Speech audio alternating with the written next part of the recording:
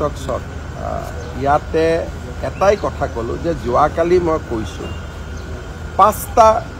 কথা যে তেখেত পাকিস্তানত গৈছিল নে নাই এইটো SITক কিয় ক'ব লাগে সাংবাদিককতো কৈ দিলেই হ'ল তেওঁ ল'ৰা ছোৱালী নাগৰিকত্ব কি SITলৈকে কিয় ৰখিব লাগে আপোনালোকক কৈ দিলেই হ'ল আপোনালোকৰ লগত তেওঁৰ ইমান ভাল তেওঁ আপোনালোককে উত্তৰটো দিলেই হ'ল নহয় SITলৈকে কিয় ৰখিব লাগে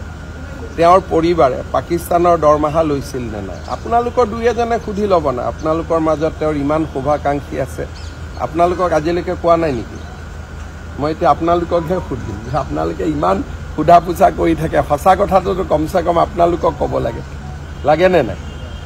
মুখ্যমন্ত্ৰী এজনে ইমান মিছা কথা ক'ব হিমন্ত বিশ্ব শৰ্মাই পাৰে কিন্তু অসমৰ মুখ্যমন্ত্ৰীয়ে নোৱাৰে কাৰণ অসমৰ মুখ্যমন্ত্ৰীয়ে যদি মিছা কথা কয় বিধানসভাটো মোৰ ওপৰত প্ৰস্তাৱ হ'ব কোৰ্টেও মোক চামন দিব পাৰিব সেইকাৰণে মই মিছা কথা হিমন্ত বিশ্ব শৰ্মাই হাজাৰটা মিছা কথা ক'ব পাৰে কিন্তু অসমৰ মুখ্যমন্ত্ৰীয়ে মিছা কথা ক'ব নোৱাৰে